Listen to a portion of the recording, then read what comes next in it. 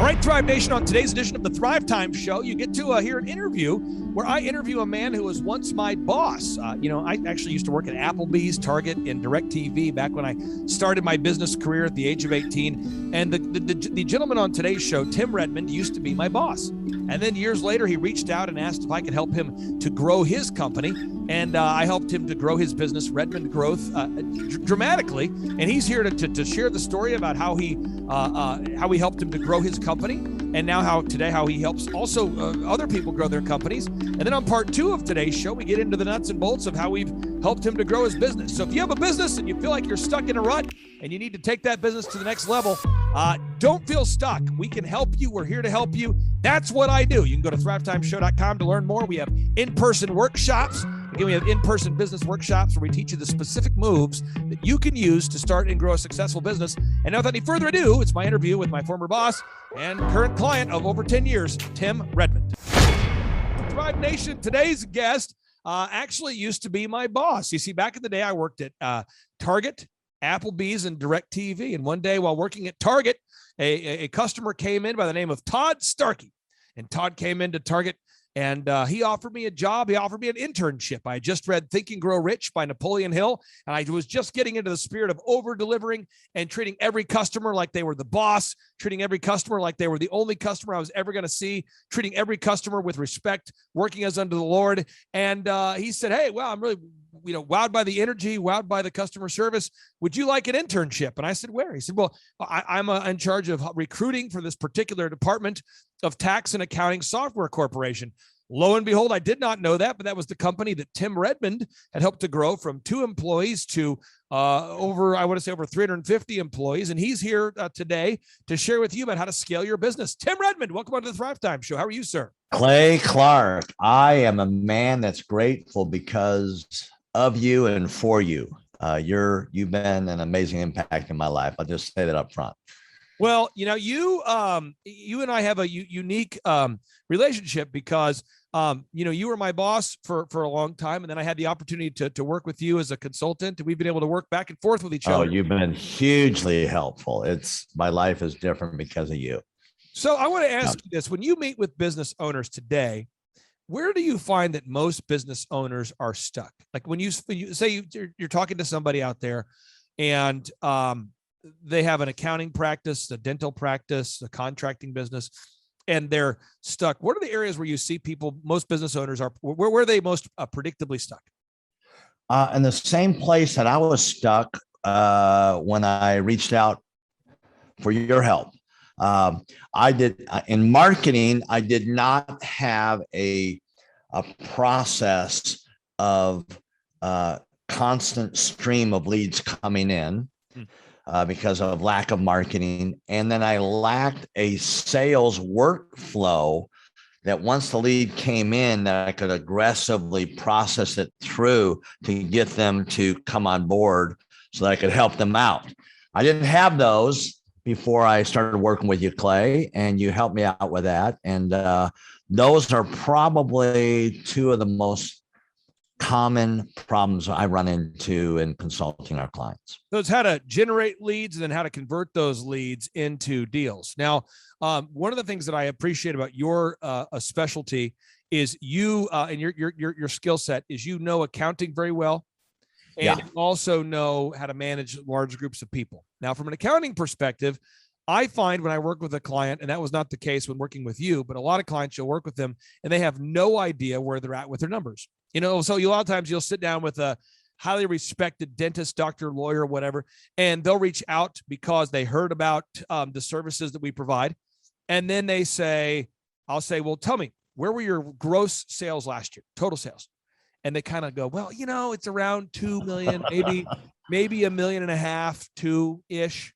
And I'll say, well, what was your net profit? Like, how much money did you keep after all your expenses? And they'll say, my accountant handles that. My wife or my husband handles Not a clue. How often do people not know their numbers?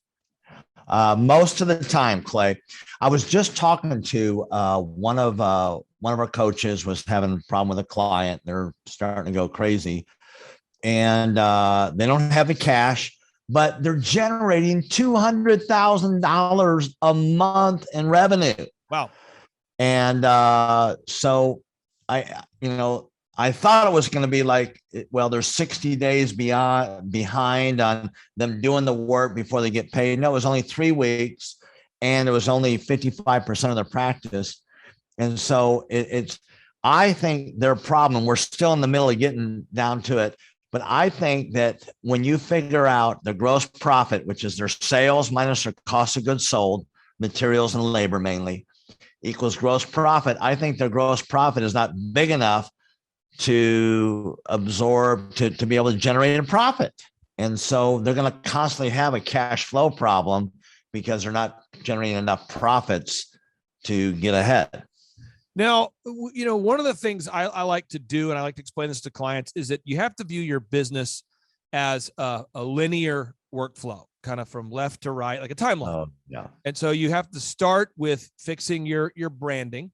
And then after you fix your branding, then you want to fix your marketing. And after you fix your marketing, you fix your sales. And then after your sales, you fix your hiring and firing. And then you fix your accounting. And you just follow down the path. And how often do you find that business owners need help finding good people? That's never been a challenge for me to find, to hire, train, and retain good people, especially during during the COVID moments. A lot of people said, well, I can't find good people now. Right. I still have never had a hard time finding people. But I mean, have you, what are your thoughts on that? How often are business owners how often are they struggling to find good people? Well, most of who we get is we handle specialty docs and contractors. We market aggressively to go after contractors. So that's most of our clients. And that, I would say, Clay, that is the number one need, and one of the biggest reasons they come on board to get our help here is they cannot find decent people that'll show up and actually work. Huge problem. Finding good people, keeping good people, getting people that will actually want to work. Yeah, which that could be defined as a good people. So yeah, it's a huge problem. And I know that with the systems we teach people, they will learn how to hire, inspire, train, and retain great people. And I think people view hiring as like a one-time event, but it's really a process. And I'll give you an example. Harley is a young guy that's a member of your team who I've met him. I think it's his first day working with you, and he's been a great member of your team and a great guy. But a lot of people I speak with, they say I have a hard time retaining employees for more than a month or two. If you had to give people tips on how to hire, inspire, train, and retain good people, what would you say to them if anybody's listening and they're struggling to find and hire, inspire, train, and retain good people? Yeah, well, there's a number of things here. First of all, you want to create an environment that people are attracted to. So one of the biggest requirements, or the biggest ways that a leader becomes effective, is they create an environment. Most people respond and react to an environment a lot like a seed. Some grows up, the Bible story about some fell away by the side and by the stones and all that. They didn't grow up very big, but those planted in good soil or a good environment, they're going to grow and they're going to really produce. So number one, you gotta create a good environment for people to join. And if it's reactive and people are yelling and it's just an ego clash, that's not going to attract decent people. Good people are going to leave and they're going to find another place that's got a better environment. Number two is you've got to be really clear on what you want them to do. And we have a lot of clients, Clay, and we've shared many stories together. We've spent many hours together. Is a lot of folks here just they hire people and they just throw them to the dogs and say, hey, I hope you can figure this out as you go. There's not a training, there's not a clear expectation, and so as a result, they don't know how to win in their job. And there's a lot of people, Clay, that they're dissatisfied because they don't feel like they're winning in their job and they don't know how to win in their job. Now, so I want to make sure people get this. The idea of hiring a business consultant or a coach is to help you improve your business, but you've got to Be very, very self-aware. So I encourage everyone as homework today, ask yourself on a scale of 1 to 10, if 10 is awesome and 1 is terrible, how highly would you rank your branding, the branding of your business? On a scale of 1 to 10, if 10 is awesome and 1 is terrible, how highly would you rank your ability to generate leads, aka marketing? On a scale of 1 to 10, with 10 being the highest and 1 being the worst, how would you rank your ability to sell something? On a scale of 1 to 10, how would you rank your ability to hire, inspire, train, retain people, with 1 being the lowest, 10 being the highest? On a scale of 1 to 10, how would you rank your ability to manage people? Once you hire them, you have to manage them. And next is accounting. Again, there's an accounting phobia. People, they don't want to look at the numbers. They're overwhelmed by the numbers. But on a scale of 1 to 10, 10 being, wow, you know your numbers, and 1 being you don't know them at all, how highly would you rank your ability to do your accounting? And the final area is how, on a scale of 1 to 10, would you rank the happiness of your life, the satisfaction you have with your life? If 10 is like, yes, I love my schedule, and a 1 is not so much. So as an example, I remember building my first company, DJ Connection, and it was very big by my standards, very prosperous by my standards. We were doing about 80 events per weekend. It was huge. Somebody else out there, they might say, when you ran a tax and accounting software, how many employees did you have at the peak of tax and accounting software when you ran that business? When I was at the most, I think we had just a little over 400 people, and right before we sold it into it. So you have to ask yourself, how highly would you rank the satisfaction that you have with your life on a daily basis? And I know when I built my DJ business, the revenue was great, the income was great, but I was very unhappy with the culture, me personally, because I had created a culture of pirates. Because most adults who want to become disc jockeys, are also people that maybe would want to become pirates if they could. There's a lot of club DJs. I mean, if you have a team of a bunch of club DJs, and I mean, I'm serious, a lot of these guys, they love to party, they like to hang out all night. And when you get enough guys around you that party every single night and live in clubs, it can create a weird culture. Tim, how important is it for anybody out there that owns a business to take the time to look at their life, to examine it, and to ask themselves how happy they are with their current life on a scale of 1 to 10? I think it's really important, Clay. What we do as humans, whether we know it or not, we're going to project and we're going to export however we feel on the inside. We're going to export that on the outside. And if you're down on yourself and you're unhappy and you're coming in, you're wanting to get people to cooperate with you, who wants to cooperate with an unhappy, miserable person that's just negative and down on themselves?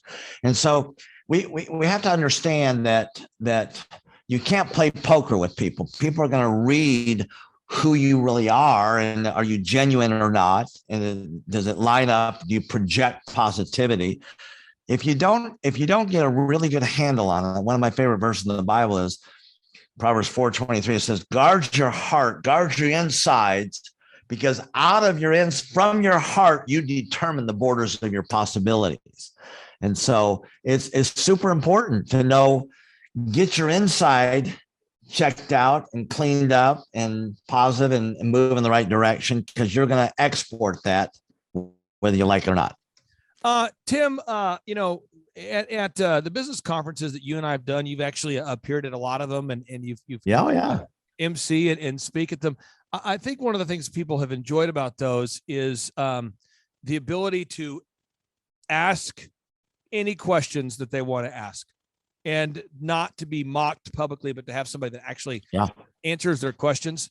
What are common questions that you get asked by clients as a business consultant? Like, if you could just think through sort of the Rolodex, the mental Rolodex of most frequently asked questions. What do people typically ask you? Because I know as a consultant, what I get asked a lot, but I want to get your thing. What are their questions? Okay.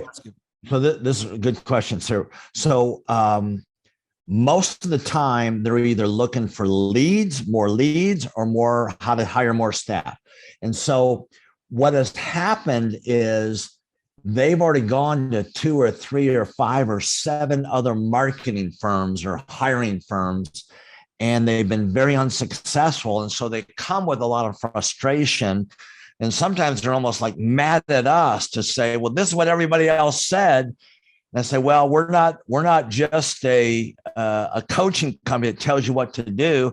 We're a do it for you coaching company. And so we're going to do a lot of this stuff and implement it yourself. I mean, I still hire your staff to get our SEO there and to keep the websites up to date and to get the marketing, digital marketing straightened up. So, you know, it's really important to be able to deliver something. Can you give me enough leads is a big question, or how are you going to help me find decent people? Because I've been out there and there's nobody else out there. And I said, well, we have a host system that we introduced, but unless you apply this system on a consistent basis, it won't work. Casualness causes casualties, you know. And so those are big questions. Another big question is, how do I get this business off my back? It just seems like I'm stuck as a slave in my business. So how do I get out of this business here? How do I get it to, when I'm working in the business, I want to work on the business and not just in it. Those are some of the common ones. Now, you and your wife just celebrated an anniversary, I believe, correct? Yeah. 33. 33? 33 years. Yes. The reason why I bring this up is because, you know, my wife and I, we've been married 21 years. And I find that in the world of business, there's a lot of business coaching platforms, a lot of consulting platforms that exist. And I'm not going to mention the specific names today, but I want to. So instead of mentioning them, I'm just going to pull up video clips to show what I'm talking about here. So I'm not going to mention them. I'm just going to show examples of them. But they have these, and this is not you saying this. This is me saying this. So what they do is they project a world that doesn't exist. Okay, so I'm going to just type this in, and so this would be Ty Lopez. Come on. Okay, so here we go. So this is a lot. Seriously, a lot of people come to me after having been to a workshop that's similar to this one. So this guy's name is Ty Lopez. And Ty Lopez, this is an actual commercial that he's running right now on YouTube. Watch this. You know what I like more than flying in a private jet like this? My books. Actually not, but I do bring books with me. Okay, now I don't know, and maybe I have a different world.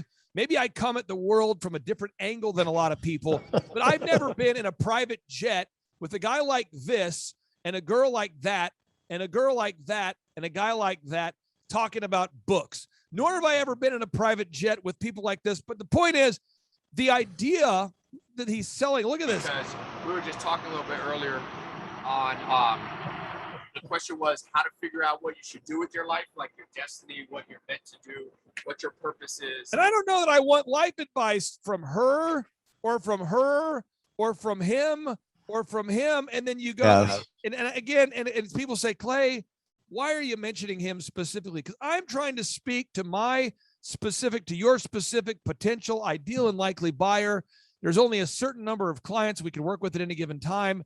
And I just want to be very clear. So this is another example of what we are not. Let me just hit play here. Here in my garage, just bought this new Lamborghini here. Oh, gosh. Here in the Hollywood Hills. But you know what I like a lot more than materialistic things? Oh, here we go. Knowledge. Oh. In fact, I'm a lot more proud of these 7 new bookshelves that I had to get installed to hold 2,000 new books that I bought. It's like the billionaire Warren Buffett says, the more you learn, the more you earn. Now, maybe you've seen my TEDx talk where I talk about how I read a book a day. You know, I read a book a day not to show off. It's, again, about the knowledge. In fact, the real reason I keep this Lamborghini here is that it's a reminder that dreams are still possible, because it wasn't that long ago that I was in a little town across the country. Here we go. Sleeping on a couch in a mobile home with only $47. $47. That's exactly how many dollars he had. He remembers because he counted how many dollars he had. Yeah. And Ty Lopez, I mean, he's got an unbelievable, he has so many different examples of what he does. This is just Ty Lopez. These are, you know, this is Ty Lopez. He's so a lot of people, when they think of consulting, that's what they think of. And that's not what we do. We work with dentists, doctors, lawyers, contractors to help them grow their business. So if you had to contrast what you do, Tim, as a consultant, you know, that I've had the honor of working with for basically a decade. I'm hugely grateful to you. Yeah. How would you Go ahead. describe what you do versus that of which Ty Lopez does? Because again, if when you say business consultant or business coach, immediately people picture Ty Lopez due to his shameless jet-based marketing. Well, I've got some similarities to Ty in that I do have some books. I actually read them. Oh, And I read them next to a super attractive woman, which is my wife. And but that's about as far as it goes. I know I'm not supposed to say bullshitter, but he's the biggest bullshitter on the internet. I'm sorry. And I think you'll have to probably beep that out. But what we do is we are an outcome focused company. And so we measure our success. The client has to be happy, but we really look at what are the numbers. We have the sales, we got net profit, we have gross profit, gross profit and cost of goods sold. We have that. We've got how much money you have in the bank account. We actually measure that. We count it. And so it's the big difference here is, can you count and visibly and tangibly see the results of the coaching? And if you can't, kick us out and get rid of us and hire Ty Lopez. Please don't hire him. No, and you've been married for 33 years. And I mean this because I'm not saying that you're a marriage guru. Nor am I saying I'm a marriage guru. What I'm saying though is that you really want to look at the fruit of the lives of the people that you're listening to. Because if you look at Ty Lopez and who he's hanging around with and what he's all about, if that's what you want in your life, then maybe you pursue that. But I call that lifestyle jackassery. It's fake. It's smoking. Jackassery. Didn't you find his address as being in the middle of some cow pasture in England or somewhere? I did look up the address that he was using at one point led you to an abandoned warehouse district there. So Tim, Okay. We've got listeners from all over the country that tune into this show. Good. And they're always taking notes. If you had to give the listeners one final pro tip or one final thought before we let you go, what would that be? What would that statement be you want to share with the listeners?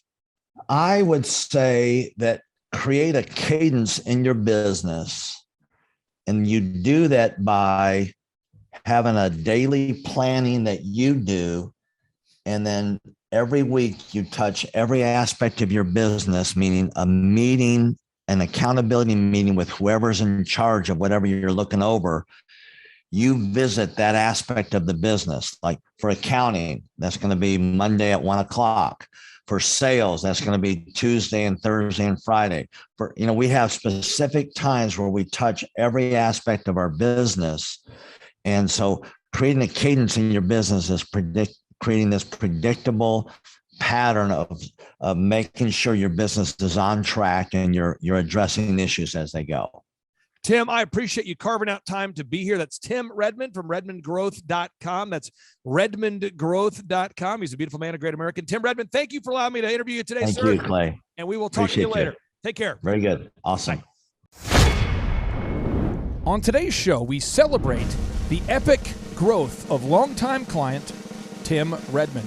And Devin, you have in your hand right there the actual growth numbers that Tim Redmond has experienced in the past years. Can you read us the numbers, please? Oh, you got it. 16%, 97%, 25%, Yes. 74%, Yes. and 85% in the last 5 years.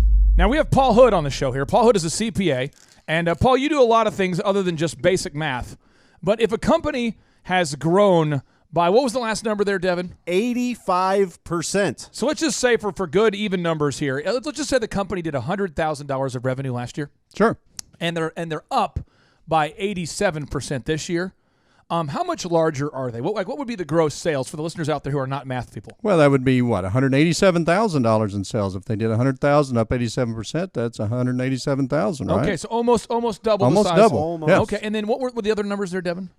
We had 16%. So again, if the company did 100,000, Paul, and we said 16% larger. So if the company did $100,000 of sales last year, how much would it be this year? 116,000. Okay, let's play the game again there, Devin. Yeah, Give us another year. The next number here was 97%.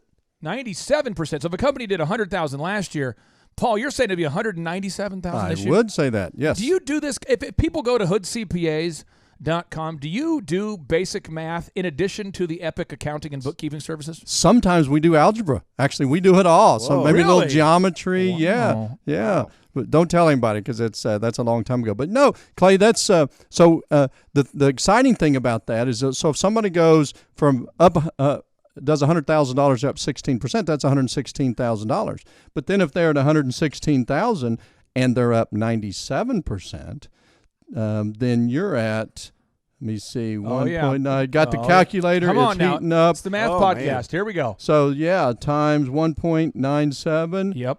They're up another $104,000. So instead of 116, they're at $220,000 the third year. So compound, when you do growth like that, it's compound. It's kind of like compound interest or dollar cost averaging. It's compounding on top of itself. And so what's really, really fun about Tim Redmond is when we first started working with him, he would have about 20 clients or so, 20 clients on average at any given time. And now he's got 100 clients. Boom. And Paul, you're a math guy. If you go from 20 clients to 100 clients, how much bigger are you? That's a 500% growth. Sick. Yeah, that's a bunch. That is staying busy. And you know what's crazy is I bet he was working hard at just when he had 20 clients. And so, Clay, a lot of things you teach is not only how to get business, but how to be productive in having that business and having the time to be able to have a 500% growth. That, I think, is one of the biggest things people overlook. You know, Paul, the numbers are so good at Redmond Growth. They're so sick. Yeah. I'm getting nauseous. Well, there's Get that man a pail. I'm gonna have to move my microphone to the bathroom. I can't, otherwise I won't be able to finish. I'm just feeling kind of sick. I have grown. I have doubled every year. Mic check. Since Mic check. working with you. Can you guys hear me? I've doubled Okay. in clients. I've All right, here we doubled in revenue every year. Devin, we have to stop the track. Oh. Paul, we have to stop the track. Oh. I'm getting nauseous. Uh-oh. It's just so sick. It's so good. It's just like the vomit's like right there in my mouth. Just holding it back, I'm holding it back. Fight it. Here we go. Which is just incredible. I mean, the first time you do it, that's one thing. But when you do it repeatedly, Yeah. I mean, that's unbelievable. We're working our Blessed Assurance off this year to double. We're planning on doubling again. We're incorporating some new things in there to really help us do it. But we are going to double again this year. I mean, I just want to say I appreciate both of you guys. I really look at the coaching that you provide to me. I'm so indebted to you, and I kind of liken Tim to my navigator and the Thrive team as the engine in the car.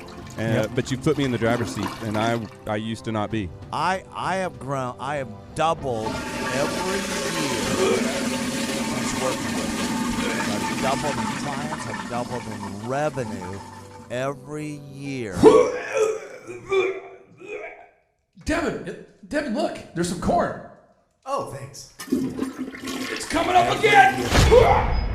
Some shows don't need a celebrity narrator to introduce the show, but this show does.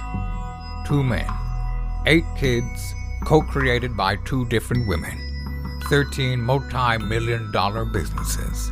Ladies and gentlemen, welcome to the Thrive Time Show. Now, 3, 2, 1, here we go! Started from the bottom, now we here. Started from the bottom, and we'll show you how to get here. Started from the bottom, now we here. We started from the bottom, now we here. Started from the bottom, now we here.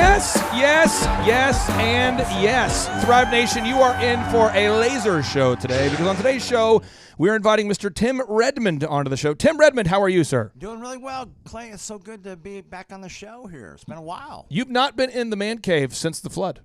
Since the flood, Noah, Ham. Whoa, Shem, I was Japheth. like, I didn't know he was that old. Well, I mean, you've been in the Tim, you look young. Thank you. You've been in the man cave before, but before the flood, I believe, right?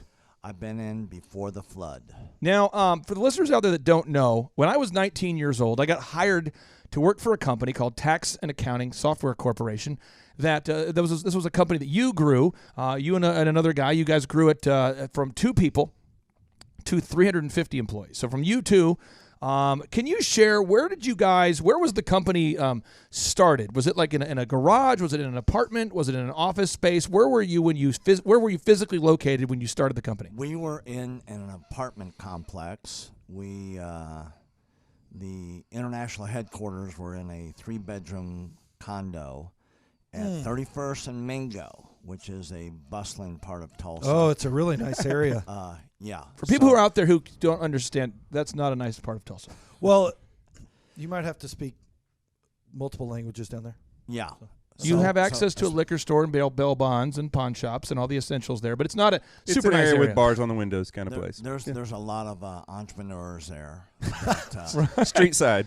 Okay, so how did you go about getting your first 10 customers while growing Tax and Accounting Software Corporation? How did you get those first? I think the first 10 clients are the hardest to get for a lot of people listening out there. Yeah. So we actually contacted a number of CPAs in the Tulsa area and got them to try the software out. It was initially a write-up, a bookkeeping system. Yep. And so we got them going with that. Then we got right into sending out mailers. And we would send out a few thousand mailers at a time, 5,000, grew up to 10,000 and 20,000. We eventually grew up to 400,000 mailers 3 times a year. Now, you at Tax and Accounting Software, what kind of software did you provide for accountants, just so the listeners have some sort of context? Yeah. It was is a bookkeeping or write-up. They call it write-up software. It's like a bookkeeping service. Yeah. Also, we did taxes for all types of tax forms for various states, and we ended up having about 200 programs we maintained. We eventually grew up to. Did you write the software, or did the other guy write the software? Who wrote the software? The founder of this, Tim Clare. Okay. I couldn't program myself out of a wet paper sack, but I knew how to grow systems. I knew how to grow where we could get the right people in the right places and doing the right things, and so that's what I was good at. How old were you at the time when you started working with Tax and Accounting? I was 25. 25. 25 years of age. When the company was sold, how old were you? I was 40 years old. And what year was that? Do you remember? 2000. Actually, it's 2001. It was April of 2001. So I think I just turned 41. And at that point, when you guys sold the business, I was interning there, and that's how I first heard of you. I was interning under Todd Starkey and Steve Heck were the guys who brought me on there. When did you feel like you were really gaining traction? When did you look up and say, you know what, we should move out of this apartment? When did that happen? Well, we hired a programmer to help the founder, Tim Clare, and he was at the time, a rather large person, and it just made our little place very crowded. So we decided that after we hired the first programmer, we had a whole system. What's key to get a business going is having a sales system that really works. It's repeatable, and you can scale it, you can turn it up. So we started doing that, and we can predictably get X number of demos or X number of leads coming in. And at that point, we invested the money to get some other office place. How is a system different than networking? Because I see a lot of small business owners that are stuck in the world where they don't have a system. They think they have a system, but their system consists of their personal effort, exchanging their personal time. So it would be like a guy like Dr. Breck. I'm sure you've seen a lot of chiropractors in your industry who go to networking events, and that's their sales system. It's passing out their card, networking. Breck, have you met chiropractors like this? This has been my system up until working with you guys for coaching. So Tim Redmond is my coach. Yep. And 2 years ago, we got together, and that's where my system started to come. Dr. Breck is my chiropractor. Okay. I let him touch. What? Whoa. That is Family show. Family. That's but seriously, so you now have a sales system at drbreck.com. You do. Right, for the first time. Mm-hmm. Back to you, Tim. The system. Yeah. People think they have a system, but they don't. No, I had the same thing. I started coaching, and I had a whole bunch of people come to me, and I was generating between $25,000 and $40,000 a month in coaching just because of my charm and because I knew a few people. But it would go up and down, Clay. That's when I came to you, as I was going up and down, and I wanted to go up and up instead of up and down. And so that's when it needed a system. So creating a system is you have nailed down specific steps that you're going to take no matter how you feel, no matter the results. You lean into them and you do them regardless of what's happening. You lean into them, and it will give you X number of leads. You follow up with those leads, turns into sales. That's the system. I want somebody out there to get this idea. It is only scalable. It is only scalable if it's repeatable by somebody who is not that smart. Not that smart. So I want to make sure we're getting this idea. Not that smart. So somebody out there needs to write that down and think about this, because when I worked at tax and accounting software, I would have been 19 or 20 at that time. And my job was to answer the phone when accountants, CPAs would call us for customer support. And they would ask questions about their, I want to say like their 1040 EZ form or some 1099 or W-2 or some protocol. And with no knowledge of accounting at all, I was trained within about 2 days how to do it, how to answer the phone, how to answer their questions. And somebody out there, for whatever reason, I don't understand it, and I'm trying to help you. I'm trying to empathize. It's so hard for me. I don't get it. But, like, I don't understand why somebody out there is not making a system that's scalable. I don't understand why you're not using a script. I don't understand why you personally insist on answering the phone. I don't get it. I've never had that thought. I don't get it. And Tim, what makes you an effective coach is you do empathize. What makes me an effective coach is that I don't empathize, but I have enough results that people, no, seriously, I have enough results that people are like, I hate you, but I'm going to do it. You are a little more kind, but to help the listener out there, somebody out there who is just, they don't have a script. Let's start with a script. They don't have a script that a 19-year-old intern can use, and they insist on doing it themselves. Help somebody out there. Well, I tell you, it's if you don't have a script and you don't have a system, then every day is a whole new creation. You're creating a lot of energy just to figure out what are you going to do. Right. And the best executives, Peter Drucker is a father of modern management. He said the most effective executives make one decision a year. What you do is you make a decision, what is your system, and then you work like the Dickens to make sure you follow that system. And so that's really what it's all about. So with a script here, we have a brand new gal that just came in working for us. She nailed down the script, and she's been nailing down appointments. Usually we try to get one appointment for every 100 calls. We make 200 to 300 calls a day per rep. Right. And she's been nailing down 5 and 8 appointments a day. Somebody out there is having a hard time. That script. So she's making how many calls a day? She's making between 200 and 300 calls a day. How long did it take you to train this person? We had a half a day. I just want somebody out there to write this down. This is some profound crap, and I don't get it.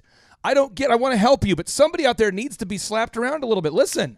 It's not that freaking hard to write a script for a dentist. It is not hard to write a script for a cosmetic surgeon. It is not hard to write a script for your church. It's not hard. What the hard part is you and your freaking stinking thinking. You're addicted to stuff that doesn't work. It's like you're in this habitual loop of jackassery, and you've been in the outhouse and the porta potty of life so long that you smell bad and you can't figure it out. Dr. Breck, Tim's been able to help you. Absolutely. I think at one point you might have been in the outhouse of life where you were stuck out there it working stunk. hard in the doom loop. Yes. You've been a chiropractor for a dozen years.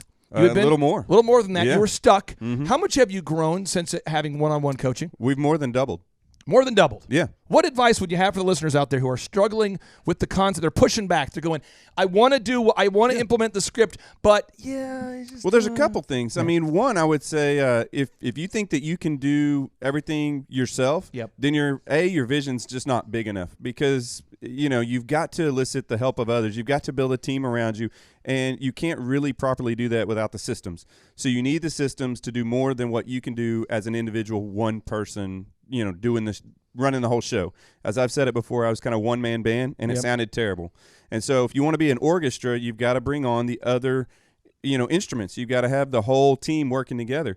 And then the scripts is one part of it. It's like the sheet music for that orchestra. You've got to have something that you're following, that everybody's playing together. Everybody knows where to start, where to stop, how loud, how soft, what beat we're on, and then it works. I mean, it's just, there's a proven path. You get on it, you follow it. I've heard you come up with stuff just off the cuff here recording that I was blown away by, just how it could be implemented and how it could be done. And those were just simple, easy things that you've done it so many times. This is what needs to be said. This is how that needs to happen. and then you just do it. Let me give you an example out there. And Steve, I want to get your take on this. But like writing a book, I've had so many people tell me, Clay, I want to write a book, and I say, I'm going to help you write a book.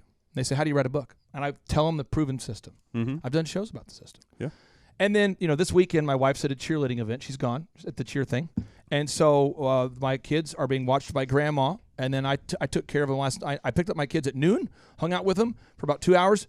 And then Grandma was hanging out with them, and I hung out with the kids from 6 o'clock until 10. But the rest of the day, I had my own day. So what I did on Friday is I got home from work at 4:30 p.m., and I went to sleep because the kids were at Grandma's house. Set the alarm, went to sleep. Then I woke up at like 11:45, and I got up, and I wrote a book. And then I did it again yesterday. So I have written 2 books that I've wanted to write in the last 2 days, and it only requires about 24 hours of work. And somebody out there says, well, I want to write a book. You have to know the system, but then you got to do it. And I'm not like a absent father. I got to find the weekend where they're at a cheer event or something, and I do it. And I don't understand why somebody would want to learn the system and then not implement it. And that's why I want to get Steve's take on this, because Steve has been a joy to coach because we've never had to have a talk about motivation. Steve, we've never had that talk. Yeah. Can you please explain to the listeners out there what kind of person would not be a good fit for coaching with me? And then I want to tap into Tim's take on this, because Tim is kind of a business evangelist, and I don't get it. But Tim will actually call people. We've had this discussion a lot, and I don't get it. But Tim will actually call people who don't call him because he cares about their business enough to call them. These are people who don't even know they need coaching. He'll call them and ask them, where they're stuck. And he has the empathy needed to coach the uncoachable. And he'll do this for years and help somebody grow a business. Where me, I only coach people that reach out to me. And even then, out of every 100 people that reach out, we only take on like 1 usually. Yeah. Steve, talk about, what is that thing with you? What's that inner drive? Why do you just implement all the stuff we teach you?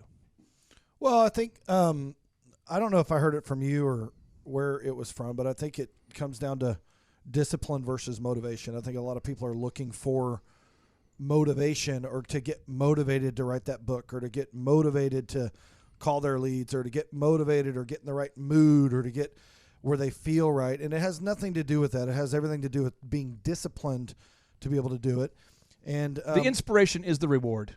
Yeah. You get it after you do the thing. Yeah. And people are just weak asses. That's what it comes down to. It's like you want the book. One of the first books that I read that was in sales was Ultimate Sales Machine. But there's another by Chet one Holmes, called High Trust Selling, and it talks about what you'd call like the law of the iceberg. And you can Google this, and it'll show you. But everyone wants what's above the surface. Everyone wants the success and all the accolades, and they want to look cool and drive the Lamborghini and do all that. But they don't want to talk about what happens below the surface. When people aren't watching, they don't want to talk about the 5 o'clock in the morning radio show podcast that you're doing. They want to talk about the fact that you have a lot of people listening to your show, but they don't know all the stuff that goes on in the background. And I think that's where people trick themselves into thinking that, you can just have all the success without having the discipline to do the crap no one wants to do. Tim, you are a benevolent guy, and I don't understand it. I don't. We've talked about this a lot. I don't understand what makes you want to call people and then coach them into becoming disciplined, but I've seen you do it. And so what is it that drives you to want to reach out to people who are not reaching out to you and to actually help them? I've met these people at conferences, and their lives have been changed. What is going on inside the Tim Redmond cranium there? Well, I see where people have come from, or where they're at, because I've been there.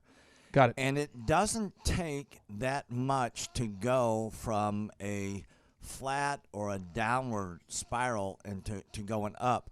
It really requires that person to own their life, to own their business. If they're a business owner, if they can own it, and we just remind them of the specific steps it takes to own what you're supposed to own.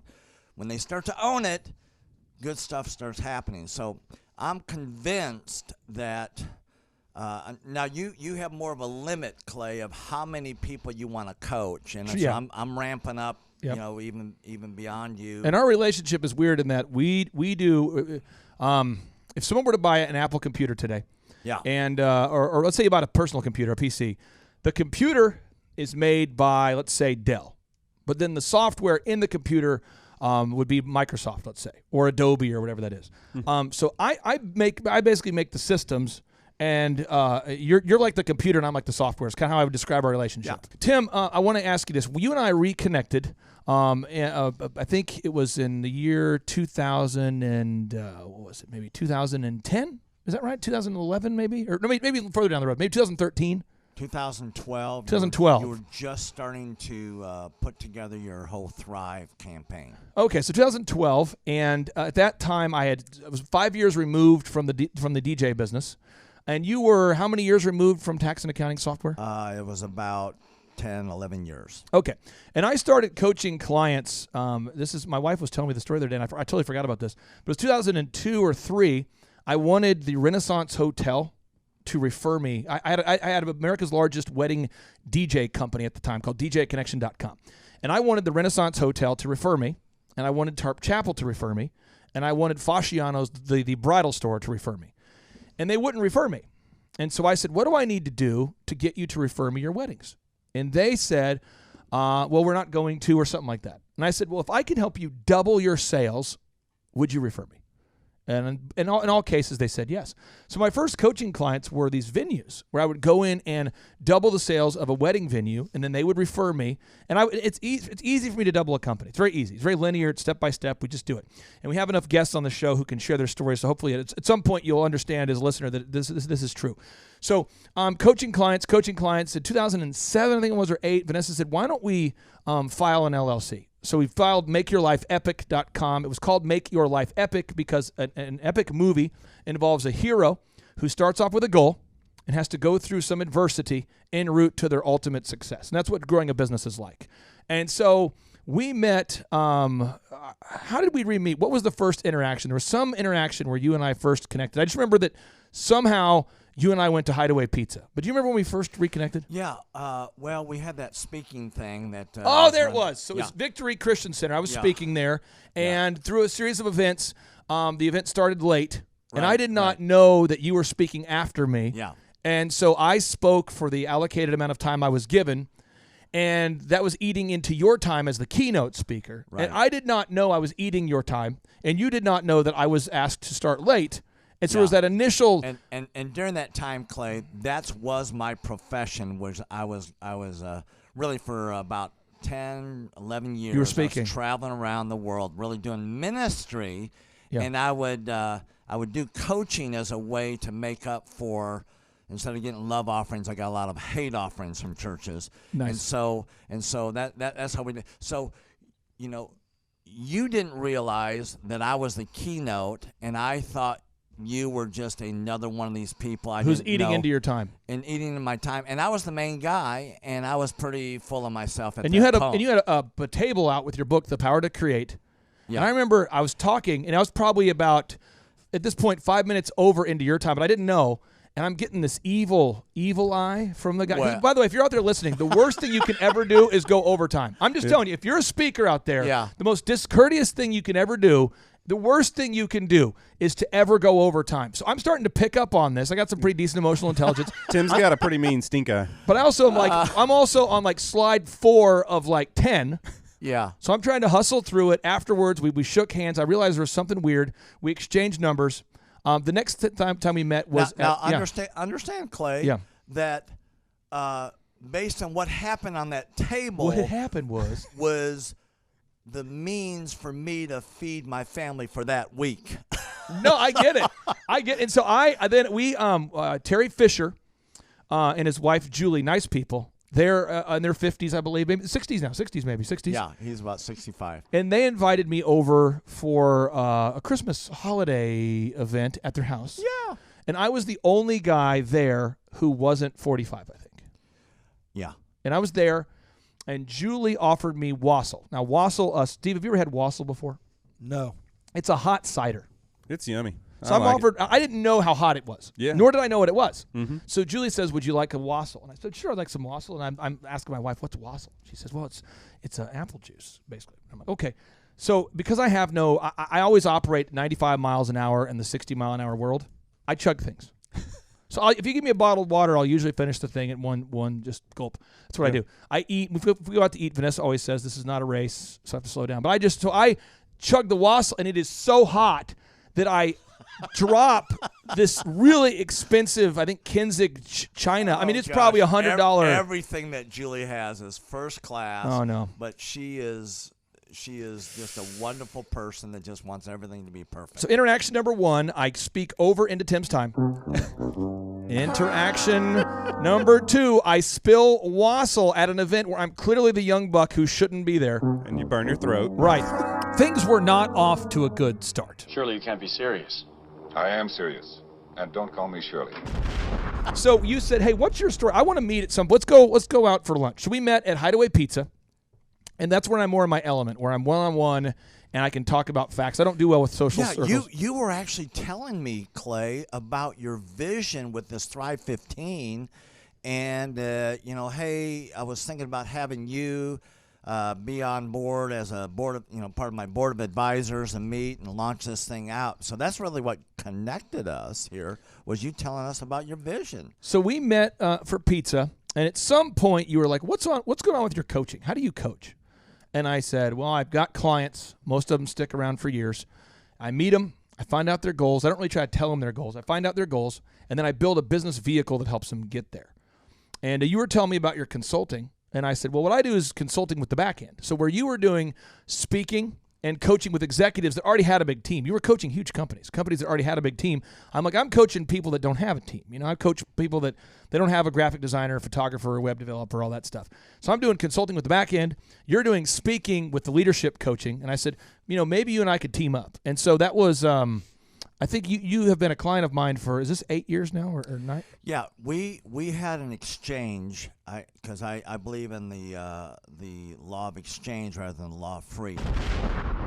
And can you explain to the listeners out there what our relationship has been through those last 8 years, the good, the bad, the up, the down, just so they kind of know? Yeah. Because I like coaching guys like you or guys like Dr. Breck, as previously stated. I like coaching, diligent people that haven't figured out. What role did we play in helping you, or how did that work? So you helped me go from this networking and people that knew me to help me create a sales process that would queue up clients much more frequently than I was queuing up through my networking and speaking, that type of thing. And we office in the same building. And what's really been fun is that you came to me and you said, I need a right-hand guy to help me grow Redmond Growth. Could you teach my son the force? Essentially, was the deal. Could you teach him the moves, the systems? And you gave me free reins for, I think, about 6 months to mentor your son from 0 to hero. I think it was about 6 months. Yeah, it was phenomenal. I had come to you initially, Clay, and I said, hey, listen, I want.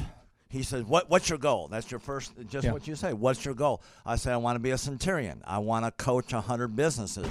So you stayed with me, and in our joint quest to want to create a scalable coaching program, you were doing it. I wanted to do it. And so I said, hey, Robert came to me, and I said, which, by the way, family, I said, Robert, you'll always be my son. I'll always love you. And the first paragraph, I said, but you are fireable if it doesn't work out. I want to make sure you get this about family. I don't mind hiring family. I just want to make sure we're clear. I don't mind hiring family. I just want to hire diligent people. I don't care if you're family or not. This is why the vast majority of my family hasn't spoken to me in years. And I'm totally cool with that. I just cannot be around negligent people. So I wouldn't hire you if you're negligent, whether you're family or not.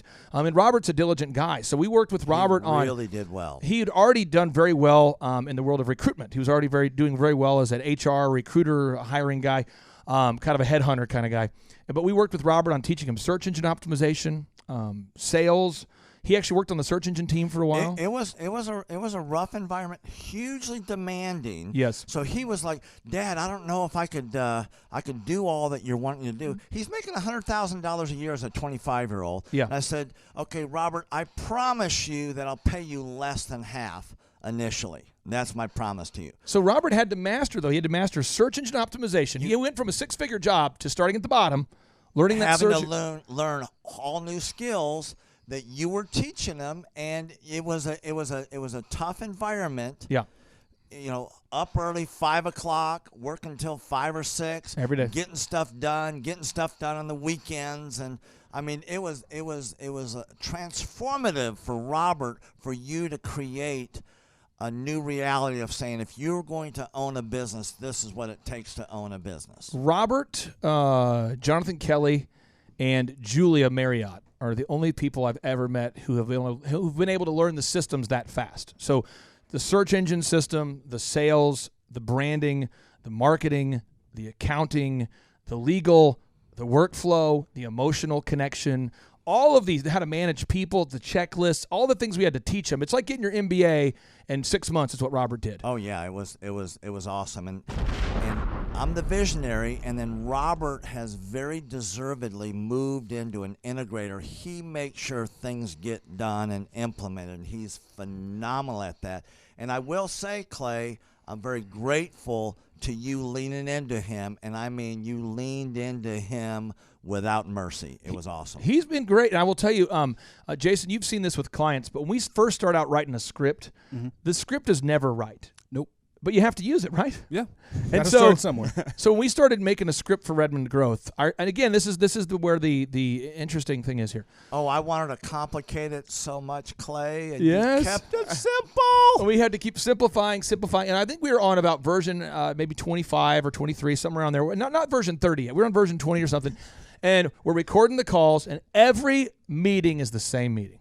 Every week, we play the recorded calls because it's a 3-part system. Step 1, call 300 people every day, by the way. 300 calls per person per day. Right. Step 2, you book about 5 appointments. Step 3, of those 5 appointments, there's about 1 or 2 that are a good fit. And the next step is actually onboarding them. It's a process. But we would listen to the calls and tweak the script. And this went on, I think it took us about, when we really focused on just the script, maybe 5 months, 4 months of just that iteration. Pretty intense things. My brain will tend to complicate things. You slowed us down and says, if there's no mastery in this little step, there's no growth in your business. Stop complicating. Stop moving ahead. Stop getting shiny object all over. We're going to nail down this script, and we're going to get it trained. Calls. What advice would you have for Tim, for somebody out there who's not listening to their calls? The time is passing, but they're not listening to their calls every week. I have a question. Why are you hating yourself and the growth of your business so much? Why do you not want to grow? That's what I would ask them. Just very simple. Just do it.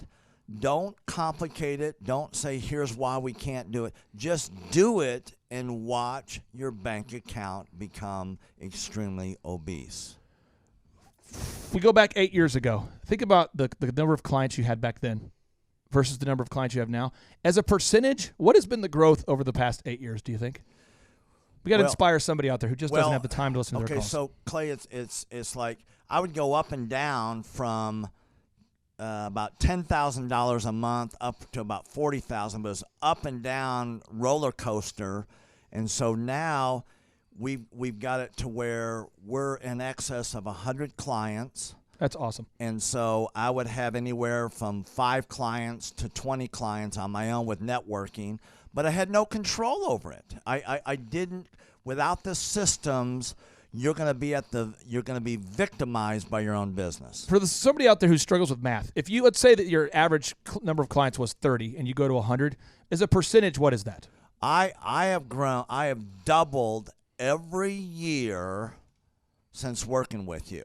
So I've doubled in clients, I've doubled in revenue every year. It's 100% growth every year I've worked with. Now, so I'm looking, we've been good friends 7-8 years, and I've got doubled 5 times. Which is just incredible. I mean, the first time you do it, that's one thing, but when you do it repeatedly, yeah, I mean, that's unbelievable. We're working our Blessed Assurance off this year to double. We're planning on doubling again. We're incorporating some new things in there to really help us do it, but we are going to double again this year. Again, double every year. Jason, there's somebody out there who's not wanting to record their calls. Mm-hmm. Have you ever had a client that didn't want to record their calls? Oh, absolutely. Do you want to ask Tim a question? Maybe he could inspire somebody out there who's For some reason, they just don't have the time. They can't get the calls recorded. They can't put the software on. They can't download the call. There's just because again, really, what this is, if you talk about what this story is about, this story is about a diligent man by the name of Tim Redmond who had a big goal to help people, and the marketing avenue that works for your business is cold calling.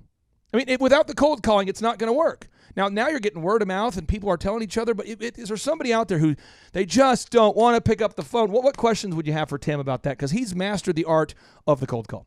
So being a business owner who has gone through the gauntlet of writing the script, actually making the calls, the one thing, like the main objection I always get is, well, shouldn't I just hire somebody to do that for me? I don't have time for that. That's not my highest and best use. So you say, okay, well, let's get these tools in place. They're good with the call scripting, but when it comes to the recording, they don't see the value in listening to the calls, trying to basically watch the game footage to fix it. So what's something that you have done or something you would say in order to help motivate that person? Because I always operate like teaching them the pain. Because I've been through the ringer before. I used to work in one of Clay's call centers, and so we've had times where my calls were really good, and then 80% of the time he says, hey, slow the hell down. You talk too fast, or follow the freaking script so you can have the same conversion every time.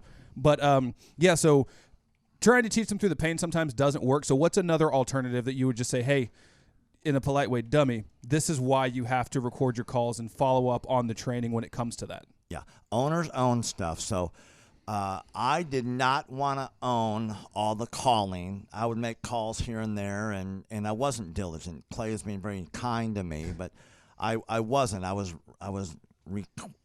depending on how well known I was around town or around the country, but I really wasn't that diligent with it. But once you started to make those outbound cold calls and get your team to make those outbound sales calls, talk to the listeners out there about the importance of recording those calls and actually listening to them. So you've got to accelerate your learning. You've got to own it. You've got to get around it. You got to do it yourself until you can get it mastered.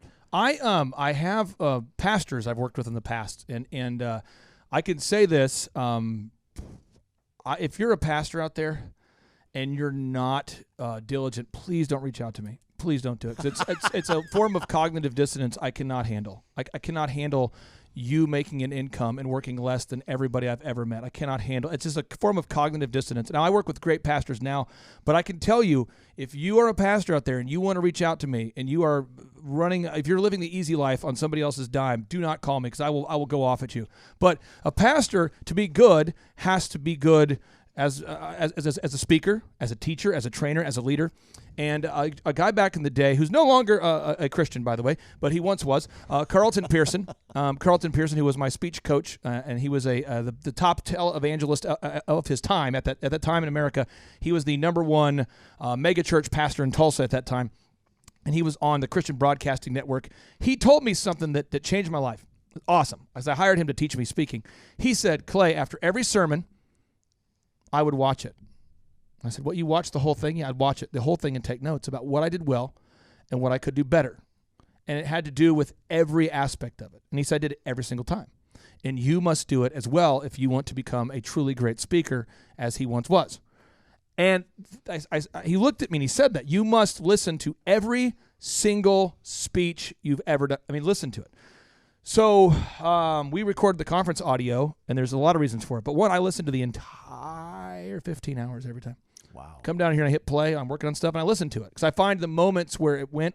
That's why we're the highest-rated business workshop in the world right now. It's not because I'm great. It's because I'm very self-aware. Now, at the time, it's when you're in it, Tim. It's hard to be self-aware. When you're speaking, it's hard to be self-aware. But when you hear yourself 7 days after, in your man cave, and your wife and kids are at cheerleading, and you're down there, and you go, "Uh-oh, that part wasn't good." When you can fix it. When that energy dropped. And yes. But again, pastors who will watch their own sermons get better quicker. What would you say to somebody out there that's just struggling to be self-aware? Maybe it's not cold calling, Tim. Maybe it's that their advertisements don't work, but they're loyal to it. Their checklists or lack thereof don't work, but they're loyal to it. What would you say to a business owner that's been stuck in a doom loop where they're growing by like 10% a year? 1% a year. I would have an honest conversation with myself. Now, Clay, being a speaker and listening to your own messages, that was very hard for me because I had to own what I would consider would be failures in different parts of the speech. So a lot of people don't want to lean into what you leaned into to make yourself a phenomenal communicator, which you are, because of the fear of pain. And I would say to anybody, look at what is going on in your business. Is your business serving you? Yep. Or are you serving it? Yep. And then what is working and what is not working, and just have an honest conversation with yourself on the results you like, the results you don't like. And I used to stutter a lot. I mean, I couldn't talk very well at all until about the age of 13. That's and if you've amazing. ever stuttered, it comes back at a time that you don't choose. So Right. for me, it usually comes back in the very early morning and at the end of the day. When my brain gets kind of lazy, it'll come back. And so starting our workshops at 7, I've got to get up usually like at 2 or 3 to work through the mental cobwebs on the day of a conference, because you don't want to be the stuttering speaker guy. And the weird thing is when you stutter, people kind of look at you weird, but not maybe as weird as you think they look at you at first. And then you get weird and it gets weirder, and it's this doom loop of failing.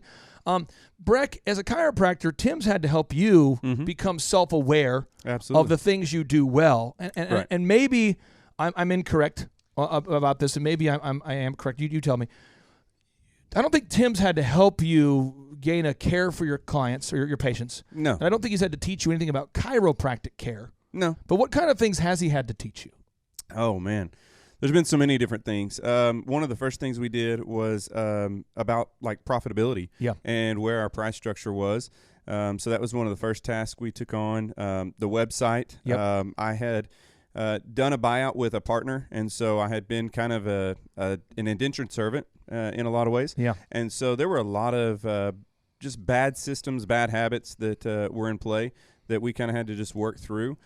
We created one sheets. We've, he's done a ton of things as far as content for the website, asking for those Google reviews. Like I said, we were getting some Google reviews organically, and it was about 15 over the course of about 15 years. Wow. So, that doesn't really work out so well. So now we have like 327 where we just, we haven't even been as diligent as we need to be on that. But yeah, I mean, the difference is enormous, even in what little bit we've actually been able to implement. I feel like I've got Tim on he's a bulldog ready to go, and I've got him on a leash because of all these different things that we have yet to really put into play. It's exciting. So yeah, I mean, I kind of look at it like the foundational work that goes into a skyscraper. We've been doing a lot of dirt work. We've been doing a lot of foundation stuff, getting the systems in place, getting things set and ready to go. And now we're seeing the fruit in that with the new location, with the building, with the team. That's exciting. And so, we're about to ramp up into like exponential growth. And just for everybody out there who missed it, or maybe misheard it, or maybe I didn't do a good job underscoring it, how much have you grown since working with Tim Redmond and the team? Well, in different ways, different amounts. As a percentage of profit, maybe. Well, I mean, at a point, I literally was making $1,200 a month. That's a hot deal. Yeah, That's a hot deal. I mean, that was my take-home income. Do you want to be a chiropractor or Anything. lemonade stand manager? Right. You make the same amount. I mean, so you were Right. making $1,200 a month. $1,200 a month. And so have you grown the profit since working with Tim? Well, I mean, we've had months where we were able to bring in over $100,000, and so yeah, I mean, there's significant that's a single difference. chiropractor. That's actually a larger number. If you think about $100,000 versus $1,200, that number's larger. Yeah, Yeah. yeah, If you a think little about it, I bit, just wanna just put a that little in- bit. if you just- So yeah, Tim, now I can pay my bills. Amen. So I mean, yeah, we've, as far as the number of patients that we've seen and the sustained growth, Yep. the numbers that we're tracking, I mean, we've more than doubled the practice from when I took over from the other chiropractor. now Tim, And Brack has been very smart with aggressively saving money. So he's taking his profits and setting that aside. And so as he's expanding, he's not freaked out with what it's requiring of him because he aggressively saved his profits here Tim, as he went forward. you have the floor. I'll let you kind of hit the nail on the head and wrap up the show. You have about 500,000 listeners that listen to this show. And I'm sure a lot of them want to know, what's kind of your vision for Redmond growth? I mean, you've helped so many clients so far. You're continuing to grow. What do you see as the vision for Redmond growth? I think a lot of our listeners are curious to know. You have grown a company from 2 people to 350 employees in the past. What does the vision look like for Redmond growth? We're going to get our business to coaching 300 clients. I call it Gideon's 300. Yep. And I won't cover the illustration we use for the 200. Whoa. That's just you and me, Clay. Got it. We are going to expand out into buying businesses as well. We're going to be expanding out into setting up a leadership restoration center, which has been a vision of mine since college days. And we're going to do that from a place of strength rather than a place of weakness. That is awesome stuff. That is awesome stuff, Tim. It's been a pleasure serving you these last 8 years, 5 years working together. It's been fun watching you guys grow. It's been an honor coaching your son. I think you entrusted me. Entrusted me with your son was hugely thankful. That was probably the scariest thing in my life because it's somebody's son, and I'm like, I kind of feel like I'm in many ways kind of like Darth Vader. I'm kind of like Jim Gaffigan and Darth Vader in one person. And so when I'm working with someone, I'm like, do you want me to teach Luke Skywalker the Force? Because he could turn out to be Darth Vader. It could. It's like when you give someone the Force, I feel like you kind of go, uh-oh. I mean, when you give someone that much power and that many tools and those systems that have taken me, 23 years to learn, and you put it into a 6-month course, it's been an honor to serve you guys. Robert is just awesome. I'm telling you, I watched your character and the consistency of your character, and that's why I wanted my son to sit under your tutelage here. That's the driving force. You work your rear end off. You do a lot of things right, but I see the character and the consistency of your heart, and I go, I want my boy to get that from Clay. Well, man, I appreciate you and so much, and the folks at Redmond Growth. Dr. Breck, are you chiropractically prepared to bring a boom? I am, and I just want to say I appreciate both you guys. I really look at the coaching that you provide to me. I'm so indebted to you, and I kind of liken Tim to my navigator and the Thrive team as the engine in the car. Yep. But you've put me in the driver's seat, and I used to not be. So I appreciate you guys so much. You. Jason, are you ready to bring the boom? Are you metaphysically ready to go? Oh yeah, absolutely. While Breck's driving the car now, I'm just hanging out in the back. It's a party. Oh yeah, that's awesome. Tim, are you prepared to bring the boom? Let's do it. Now remember, we got to take one giant step back from the mics because otherwise the mics are going to be too hot. So here we go. 3, 2, 1, boom.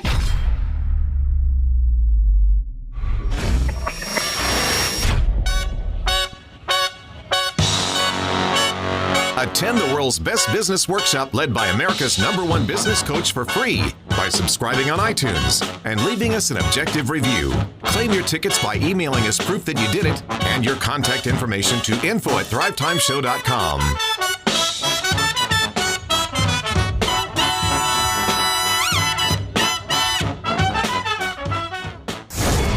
The Thrive Time Show 2-day interactive business workshops are the highest and most reviewed business workshops on the planet. You can learn the proven 13-point business systems that Dr. Zellner and I have used over and over to start and grow successful companies. I mean, we get into the specific steps on what you need to do to optimize your website. We're going to teach you how to fix your conversion rate. We're going to teach you how to do a social media marketing campaign that works. How do you raise capital? How do you get a small business loan? We teach you everything you need to know here during a 2-day, 15-hour workshop. It's all here for you. You work every day in your business, but for 2 days you can escape and work on your business and build these proven systems so now you can have a successful company that will produce both the time freedom and the financial freedom that you deserve. You're going to leave energized, motivated, but you're also going to leave empowered. The reason why I've built these workshops is because as an entrepreneur, I always wish that I had this. And because there wasn't anything like this, I would go to these motivational seminars, no money down, real estate, Ponzi scheme, get motivated seminars, and they would never teach me anything. It was like you went there and you paid for the big chocolate Easter bunny, but inside of it, it was a hollow nothingness. And I wanted the knowledge, and they're like, oh, but we'll teach you the knowledge after our next workshop. And the great thing is we have nothing to upsell. At every workshop, we teach you what you need to know. There's no one in the back of the room trying to sell you some next big get-rich-quick, walk-on-hot coals product. It's literally, we teach you the brass tacks, the specific stuff that you need to know to learn how to start and grow a business. And I encourage you to not believe what I'm saying, and I want you to Google the Z66 auto auction. I want you to Google elephant in the room. Look at Robert Zellner and Associates. Look them up and say, are they successful because they're geniuses, or are they successful because they have a proven system? When you do that research, you will discover that the same systems that we use in our own business can be used in your business. Come to Tulsa, book a ticket, and I guarantee you it's going to be the best business workshop ever, and we'll even give you your money back if you don't love it. We've built this facility for you, and we're excited to see you.